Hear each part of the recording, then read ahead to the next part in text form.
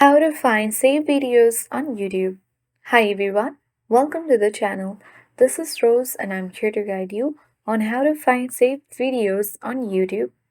Watch the video till the end and without any further ado, let's dive right into the video. Launch YouTube app on your device. Head to the home screen of YouTube and make sure to log into your account.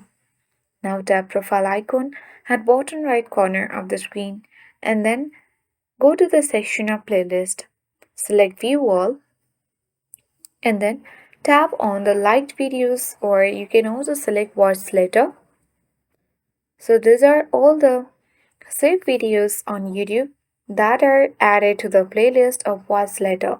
You can easily save it here and watch later on your YouTube. So that is how we find saved videos on YouTube. Hope this video helped you. If you are new to our channel, hit the like button and subscribe for more tech and test videos. Thanks for watching and see you in the next video.